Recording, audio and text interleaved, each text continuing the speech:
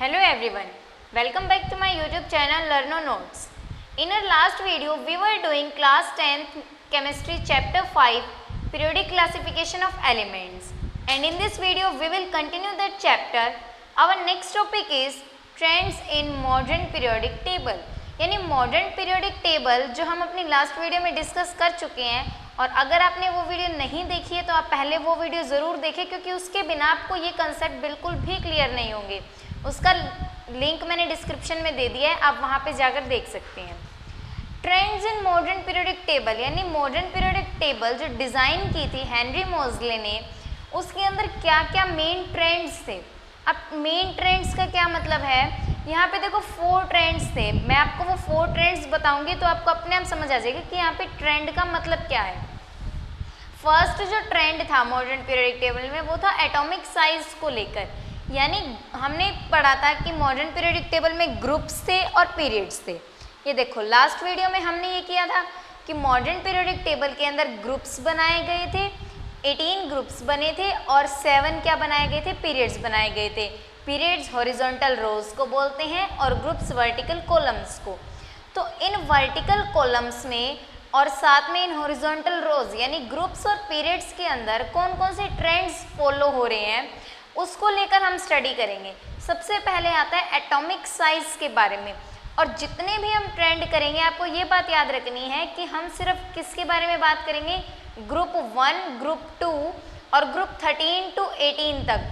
जो बीच में 13 to 12 group है उनके ऊपर ये ट्रेंड एप्लीकेबल नहीं है।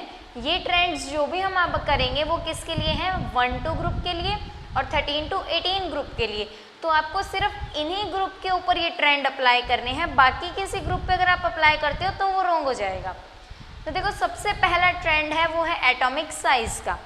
अब एटॉमिक साइज किसके ऊपर डिपेंड करेगी, रेडियस के ऊपर, क्योंकि हमने माना है कि एटम क्या होता है, सर्कुलर होता है।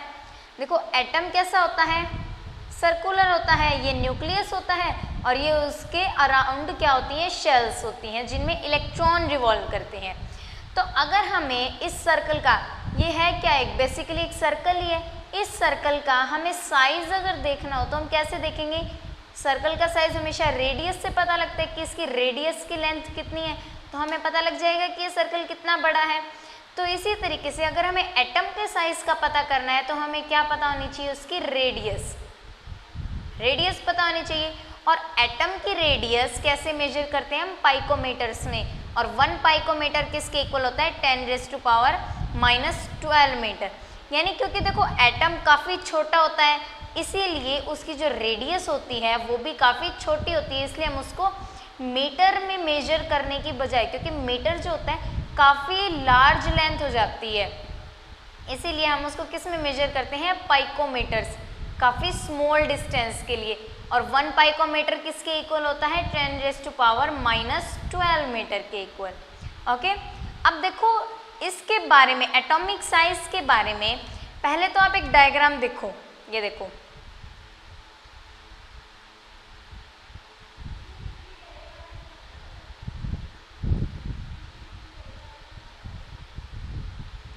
ये डायग्राम, इससे आपको अच्छे से क्लियर हो जाएगा और आप इससे याद भी रख सकते हो। इस तरफ हमारी क्या होती हैं, जो मॉडर्न पीरियोडिक टेबल है उसके अंदर इस तरफ क्या जाती हैं, हमारे पीरियड्स होते हैं, दीज आर पीरियड्स, हॉरिजॉन्टल रोज, और जो वर्टिकल होते हैं वो क्या कहलाते हैं, ग्रुप्स। वर्टिकल कॉलम्स को हम क्या बोलते हैं, ग्रुप्स बोलते हैं। तो एटम का साइज, अब आपको याद रखना है कि ये हमारा एटम है, आपको ये डायग्राम अच्छे से याद रखना है। इसमें क्या है, एटम का साइज जब हम ग्रुप के पीरियड्स के अंदर जाते हैं, जब हम पीरियड में लेफ्ट टू राइट जाएंगे तो क्या होगा, हमारे जो एटम का साइज है वो डिक्रीज होगा। एटम का साइज क्या होगा, डिक्रीज। और जब हम ग्रुप की बात करते हैं तो ग्रुप में जब हम टॉप से लेकर बॉटम में जाएंगे तो एटम का साइज कैसा होगा, इंक्रीज होगा। Atom size increases. और ऐसा क्यों होगा, तो देखो इसके लिए रीजन है। हमने कल की थी मॉडर्न पीरियोडिक टेबल, उसके अंदर हमने देखा था कि जो फर्स्ट ग्रुप के अंदर क्या होता है, शेल्स इंक्रीज करती जाती हैं।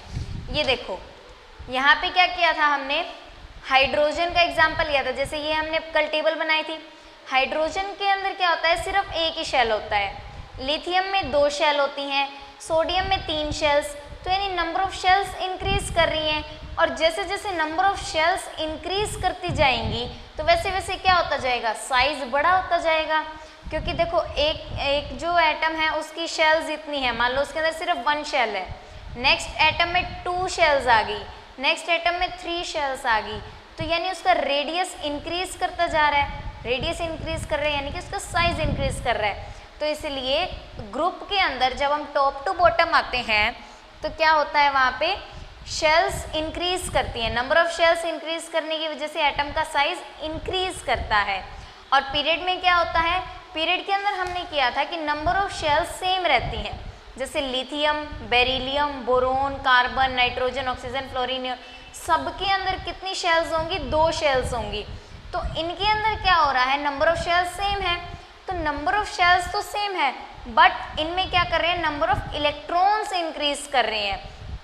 अब देखो नंबर ऑफ इलेक्ट्रॉन्स अगर इंक्रीज कर रही हैं तो क्या होगा, जैसे ये हमारा न्यूक्लियस है, इसके अराउंड क्या है, शेल्स हैं।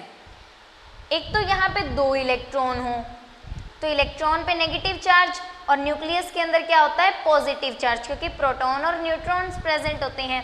तो नेगेटिव और पॉजिटिव चार्ज आपस में अट्रैक्ट करेंगे, जिसकी वजह से क्या होगा, एटम का साइज जो है वो छोटा रहेगा, एटम का साइज इंक्रीज नहीं करेगा। क्योंकि जितना ज़्यादा एटम जो न्यूक्लियस है, जितना ज़्यादा इन शेल्स को या फिर इन इलेक्ट्रॉन्स को अपनी तरफ अट्रैक्ट करके रखेगा तो उतना ज़्यादा एटम का साइज क्या रहेगा, स्मॉल रहेगा। तो क्या होता है, जब हम पीरियड के अंदर जाते हैं लेफ्ट टू राइट, वहाँ पे क्या करता है, हमारे इलेक्ट्रॉन्स के नंबर इंक्रीज होते जाते हैं। कि फर्स्ट पीरियड की अगर हम बात करें तो 2 इलेक्ट्रॉन्स होंगे, नेक्स्ट में हम चलते हैं तो वहाँ पे कितने इलेक्ट्रॉन्स आ जाते हैं, लास्ट शेल में 3 इलेक्ट्रॉन्स, मतलब टोटल 3 इलेक्ट्रॉन्स आ जाते हैं, लास्ट शेल में तो कितना आएगा, 1 इलेक्ट्रॉन आएगा। ठीक है, तो यानी कि नंबर ऑफ इलेक्ट्रॉन इंक्रीज कर रहे हैं, तो यानी उनके बीच में जो अट्रैक्शन का फोर्स है, अट्रैक्शन फोर्स क्या कर रहा है, इंक्रीज कर रहा है। जितना ज़्यादा नेगेटिव और पॉजिटिव चार्ज होगा उतनी उनके बीच में अट्रैक्शन होगी। तो इसलिए अट्रैक्शन क्या हो रही है, इंक्रीज हो रही है, जिसकी वजह से न्यूक्लियस जो है क्या करने नहीं दे रहा, साइज को बड़ा नहीं होने दे रहा, उसको साइज को ऐसे अपनी तरफ अट्रैक्ट करके रख रहा है एटम के साइज को। इसीलिए पीरियड के अंदर जब हम लेफ्ट टू राइट जाएंगे तो जो एटम का साइज है वो कैसा होगा, डिक्रीज होता हुआ चलेगा। लेकिन ग्रुप में नंबर ऑफ शेल्स इंक्रीज कर रही हैं, इसीलिए एटम का साइज क्या होता चलता है, इंक्रीज होता चलता है। ओके, तो ये थी variation along a group. Variation along a group कैसे होगी, the atomic size increases down the group because new shells are being added when we move from top to bottom in a group. जैसे जैसे top to bottom आएंगे वैसे वैसे क्या होंगी, नई शेल्स ऐड होती जाएंगी और जिसकी वजह से साइज इंक्रीज होगा। This increases the distance between the nucleus and the outermost electron due to which electronic size gets increase. यानी देखो क्या होता है, न्यूक्लियस और इलेक्ट्रॉन के बीच में डिस्टेंस ज़्यादा होता जा रहा है, शेल्स इंक्रीज हो रही है, तो न्यूक्लियस और जो लास्ट शेल में इलेक्ट्रॉन प्रेजेंट है उनके बीच का डिस्टेंस बहुत ज़्यादा हो गया, जिसकी वजह से क्या हो गया, उसका एटम का साइज इंक्रीज हो गया। बट पीरियड के अंदर कैसा होता है, नंबर ऑफ शेल्स सेम रहती हैं, तो जिसकी वजह से क्या होता है, इलेक्ट्रॉन और प्रोटॉन यानी पॉजिटिव और नेगेटिव के बीच में बहुत ज़्यादा अट्रैक्शन का फोर्स काम करता है, जिसकी वजह से साइज क्या करता है, डिक्रीज करता है। अब नेक्स्ट जो ट्रेंड आता है वो है वैलेंसी, यानी वैलेंसी ग्रुप के अकॉर्डिंग और पीरियड के अकॉर्डिंग किस तरीके से चेंज होती है वो करना है। अब देखो वैलेंसी का क्या है, इन अ ग्रुप, सबसे पहले हम बात करते हैं वेरिएशन अलोंग अ ग्रुप की, ग्रुप में वैलेंसी कैसी होती है। In a group outer most electronic configuration is same for all elements, so we have same chemical properties. ये हमने लास्ट वीडियो में भी किया था कि ग्रुप के फीचर्स में हमने पढ़ा था क्या कि number of electrons last shell में सेम होते हैं। जैसे अगर हम फर्स्ट ग्रुप की बात करें तो फर्स्ट ग्रुप में लिथियम की इलेक्ट्रॉनिक कॉन्फ़िगरेशन 2 1, सोडियम की 2 8 1। तो इधर देखो लिथियम के अंदर लास्ट शेल में 1 इलेक्ट्रॉन यानी इसकी वैलेंसी 1, सोडियम में लास्ट शेल में 1 इलेक्ट्रॉन इसकी वैलेंसी भी 1। तो इसका मतलब क्या है कि ग्रुप के अंदर जैसे जैसे हम नीचे आते हैं, नेक्स्ट एग्जांपल है देखो, जैसे पोटेशियम की इलेक्ट्रॉनिक कॉन्फ़िगरेशन 2881, यानी लास्ट जो इसके शेल में इलेक्ट्रॉन है वो है 1, तो इसका मतलब क्या है कि इसकी वैलेंसी 1। तो जैसे जैसे हम एक ग्रुप के अंदर नीचे आते जा रहे हैं वैसे वैसे क्या हो रहा है, उसकी वैलेंसी कैसी है, सेम है। तो यानी ग्रुप के अंदर वैलेंसी कैसी रहेगी, सेम रहेगी। अब आती है वेरिएशन अलोंग पीरियड के अंदर कैसी होगी वैलेंसी, तो पीरियड के अंदर वैलेंसी क्या होती है, पहले इंक्रीज करती है फिर डिक्रीज। कैसे, देखो ग्रुप 1 यहाँ पे बनाया हुआ है कि ग्रुप 1 2 और उसके बाद 13 14 15 16 17 18, क्योंकि 3 to 12 ग्रुप तो हम हमारे सिलेबस में नहीं है इसलिए हम उनको नहीं करेंगे। तो यहाँ पे देखो वैलेंसी, ग्रुप 1 की वैलेंसी कितनी होती है 1, 2 की 2, 13 की 3, 14 की 4, 15 की 3, 16 की 2, 17 की 1, 18 की 0। 18 की 0 क्यों है, क्योंकि जो 18th ग्रुप है उसके अंदर सारी क्या होती हैं, नोबल गैसेस प्रेजेंट होती हैं, हीलियम, आर्गन, क्रिप्टॉन। तो यानी कि वो क्या होती हैं, स्टेबल होती हैं, ना तो वो इलेक्ट्रॉन लूज करती ना वो गेन करती, क्योंकि उनका जो लास्ट शेल होता है वो कम्प्लीटली फिल्ड होता है, इसलिए उनकी वैलेंसी कितनी होती है, 0 होती है। तो यानी पीरियड के अंदर वैलेंसी क्या कर रही है, पहले इंक्रीज फिर डिक्रीज। ठीक है, अब आपको याद रखना है कि ग्रुप के अंदर वैलेंसी सेम रहेगी और पीरियड के अंदर पहले इंक्रीज फिर डिक्रीज। अब थर्ड जो ट्रेंड है वो है metallic and non metallic properties, यानी कि मेटेलिक प्रॉपर्टीज कैसे इंक्रीज या डिक्रीज करती हैं, फिर नॉन मेटेलिक प्रॉपर्टीज। तो उसके लिए देखो, as the effective nuclear charge acting on the valence shell electron increases across a period, the tendency to lose electron will decrease. क्या होता है, जैसे जैसे हम क्या करते हैं एक पीरियड में लेफ्ट टू राइट जाएंगे वैसे वैसे क्या होगा, देखो यहाँ पे हमने ये पीरियड का बनाया था डायग्राम, अब इसी डायग्राम से आप बाकी के सारे भी याद कर सकते हो। कैसे, यहाँ पे एटम का साइज लार्ज है, ठीक है, जैसे जैसे हम पीरियड के अंदर लेफ्ट टू राइट जा रहे हैं एटम का साइज छोटा होता जा रहा है, छोटा हो रहा है। यानी क्या हो रहा है कि न्यूक्लियस के अंदर जो पॉजिटिव चार्ज और यहाँ पे जो इलेक्ट्रॉन का नेगेटिव चार्ज है वो बहुत ज़्यादा टाइटली बाउंड है। ये जो नेगेटिव चार्ज है वो न्यूक्लियस के साथ बहुत ज़्यादा टाइटली बाउंड है, तो इसीलिए ये क्या करेगा, अपने इलेक्ट्रॉन को लूज नहीं होने देगा, क्योंकि इनके बीच का जो फोर्स ऑफ अट्रैक्शन है वो काफ़ी ज़्यादा है, इसलिए ये जो न्यूक्लियस है वो अपने इलेक्ट्रॉन को लूज नहीं करेगा।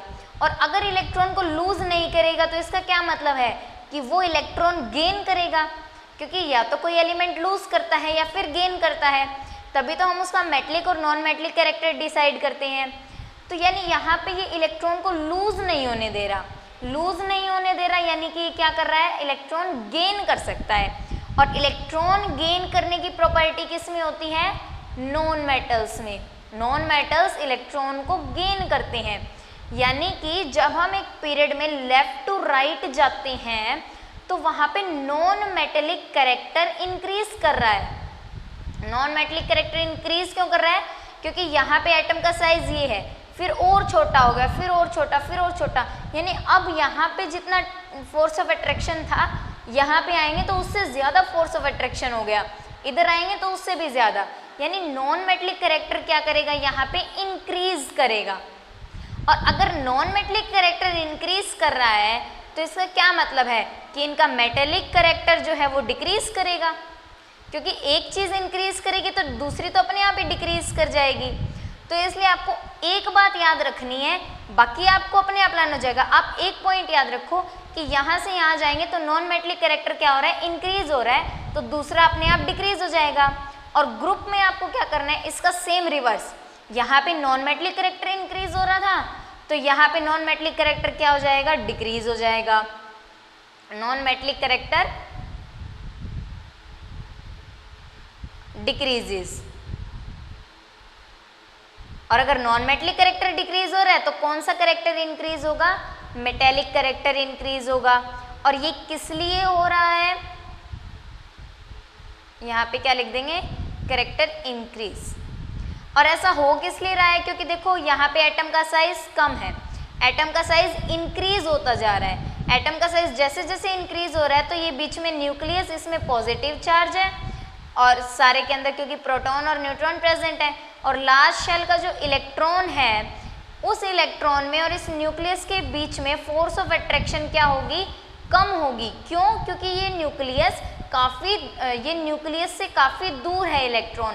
किस लिए है? क्योंकि जो एटम का साइज है वो इंक्रीज कर रहा है। जैसे जैसे इंक्रीज करेगा तो इलेक्ट्रॉन उतना ही दूर होता जाएगा न्यूक्लियस से। जितना दूर होगा फोर्स ऑफ अट्रैक्शन उतना कम होता जाएगा उनके बीच में, और फोर्स ऑफ अट्रैक्शन कम हो रहा है यानी कि वो इजीली अपने इलेक्ट्रॉन को लूज कर देगा। इजीली लूज कर देगा तो लूज करने की प्रॉपर्टी किस में होती है? मेटल्स में। इसीलिए जब हम टॉप टू बॉटम आते हैं ग्रुप में तो मेटेलिक करेक्टर तो इंक्रीज कर जाएगा और नॉन मेटेलिक करेक्टर क्या करेगा? डिक्रीज करेगा। ठीक है, तो यहाँ तक हमने क्या किए? 3 ट्रेंड्स पढ़ लिए। यहाँ पे लिखा हुआ है देखो, non metallic character decreases in a group और metallic character increases in a group. ऐसे ही non metallic character decreases in a period, non metallic character increases in a period. यानी आप एक पॉइंट याद रखो, बाकी के पॉइंट आपको अपने आप याद आ जाएंगे कि इनको कैसे करना है। अब देखो यहाँ पे एग्जाम्पल भी गिवन है। In case of elements of third period, हमने एग्जाम्पल लिया है थर्ड पीरियड का। थर्ड पीरियड है, ये ग्रुप नंबर लिखे हुए हैं 1 2 और 13 to 18। थर्ड पीरियड में क्या है? NaMg Al Si P S Cl argon. यहाँ पे क्या कर रहा है? मेटेलिक करेक्टर तो डिक्रीज करेगा क्योंकि ये क्या है? एक पीरियड है। पीरियड में जब हम लेफ्ट टू राइट जाएंगे तो मेटेलिक करेक्टर डिक्रीज करेगा और नॉन मेटेलिक करेक्टर इंक्रीज करेगा। लेकिन जब हम एक ग्रुप की बात करेंगे तो क्या होगा? मेटेलिक करेक्टर तो इंक्रीज करेगा और नॉन मेटेलिक करेक्टर डिक्रीज करेगा जब हम ग्रुप में टॉप टू बॉटम आएंगे। जो फर्स्ट जो होगा वो तो लीस्ट मेटेलिक करेक्टर, क्योंकि मेटेलिक करेक्टर इंक्रीज कर रहा है यानी कि फर्स्ट वाले एलिमेंट का मेटेलिक करेक्टर सबसे कम, और जैसे जैसे हम आगे जाते जा रहे हैं वैसे वैसे हमारा क्या हो रहा है? इंक्रीज करता जा रहा है मेटेलिक करेक्टर। तो लास्ट में जो एलिमेंट आएगा उसका मेटेलिक करेक्टर क्या होगा? सबसे ज्यादा होगा। ठीक है, तो ये था हमारा मेटेलिक और नॉन मेटेलिक करेक्टर के बारे में। यहाँ पे एक और एग्जाम्पल भी गिवन है, ये ग्रुप नंबर 17 का एग्जाम्पल है। यहाँ पे भी क्या दिखा रहा है कि क्या कर रहा है? मेटेलिक करेक्टर क्या हो रहा है? यहाँ पे इंक्रीज हो रहा है। ठीक है, अब नेक्स्ट जो ट्रेंड आता है वो है इलेक्ट्रोनेगेटिविटी। इलेक्ट्रोनेगेटिविटी क्या होती है? Tendency of the element to attract shared pair of electron between them which are responsible for the formation of covalent bonds. हमने चैप्टर 4 में जब हमने कार्बन एंड इट्स कंपाउंड्स किए थे तो हमने पढ़ा था कि कार्बन क्या बनाता है? कोवेलेंट कंपाउंड्स बनाता है। कोवेलेंट कंपाउंड्स कैसे? कोवेलेंट बॉन्ड्स बना के। और ये कोवेलेंट बॉन्ड्स क्या होते हैं? जब कोई भी 2 एलिमेंट्स अपने एटम्स को ना तो लूज करें और ना ही क्या करें? गेन करें। वो क्या कर ले? आपस में अपने इलेक्ट्रॉन्स को शेयर कर ले। शेयर कर लिया तो तब कौन से बॉन्ड्स बनते हैं? Covalent bond. तो यहाँ पे क्या होता है? जब भी ऐसे शेयरिंग होती है तो जो इन दोनों में से ज़्यादा स्ट्रोंगर होता है, यानी इन दोनों एलिमेंट्स में ज़्यादा जो स्ट्रोंग होगा वो क्या करेगा? इलेक्ट्रॉन को थोड़ा अपनी तरफ खींचने की कोशिश रखेगा, यानी अपनी तरफ थोड़ा ज़्यादा अट्रैक्ट करने की कोशिश करेगा। उसी चीज़ को हम क्या बोलते हैं? इलेक्ट्रोनेगेटिविटी। यानी ये अपनी तरफ कितना उसको अट्रैक्ट कर रहा है। जो इलेक्ट्रॉन इन्होंने शेयर किए हैं उसके ऊपर भी अट्रैक्टिव फोर्स लगा रहे हैं, लेकिन अट्रैक्टिव फोर्स दोनों लगा रहे हैं। तो क्या हो रहा है यहाँ पे? इनका जो अट्रैक्टिव फोर्स है वो ऐसा है कि ना तो ये कंप्लीटली ले पा रहे और ना ही उसको दे पा रहे, यानी इनका अप्रोक्सीमेटली जो अट्रैक्टिव फोर्स है दोनों का, जो दोनों ये अपनी तरफ से फोर्स लगा रहे हैं वो इक्वल है। तो इसकी वजह से क्या हो रहा है? यहाँ पे कोवेलेंट बॉन्ड बन रहे हैं। ना तो कोई इलेक्ट्रॉन को गेन कर रहा ना ही कोई लूज कर रहा। लेकिन यहाँ पे क्या होता है? दोनों के बीच में क्या होता है? एक टेंडेंसी रहती है कि हम इस इलेक्ट्रॉन को, दूसरे के इलेक्ट्रॉन को अपनी तरफ कर लें। तो इसके लिए ये दोनों के पास कौन सी प्रॉपर्टी होती है? इसी प्रॉपर्टी को कि tendency of the element to attract shared pair of electron, यानी जो इलेक्ट्रॉन इन्होंने आपस में शेयर किया है उसको अट्रैक्ट करते रहने की टेंडेंसी वो क्या होती है? इलेक्ट्रोनेगेटिविटी कहलाती है। और इलेक्ट्रोनेगेटिविटी कैसे चेंज होती है ग्रुप और पीरियड में, देखो variation along a group and period, electronegativity increases along a period, जैसे जैसे हम पीरियड के अंदर लेफ्ट टू राइट जाएंगे तो इलेक्ट्रोनेगेटिविटी इंक्रीज होगी, और इलेक्ट्रोनेगेटिविटी इंक्रीज होगी तो यानी कि नॉन मेटलिक कैरेक्टर भी इंक्रीज होगा। और जैसे जैसे हम ग्रुप के अंदर नीचे आएंगे, ग्रुप के अंदर जैसे जैसे डाउन जाएंगे तो इलेक्ट्रोनेगेटिविटी वहाँ पे क्या होगी, डिक्रीज होगी। ठीक है, तो ये मेन पॉइंट्स हैं इलेक्ट्रोनेगेटिविटी के बारे में कि इलेक्ट्रोनेगेटिविटी पीरियड में इंक्रीज हो रही है और ग्रुप के अंदर डिक्रीज हो रही है। ठीक है, तो यहाँ पे ये हमारा चैप्टर कंप्लीट होता है, पीरियोडिक क्लासिफिकेशन ऑफ एलिमेंट्स। और आपको इस चैप्टर से लेकर कोई भी डाउट है या फिर इसके एनसीईआरटी क्वेश्चंस में कोई डाउट है तो आप पूछ सकते हैं कमेंट बॉक्स में। I will answer your queries. Thank you.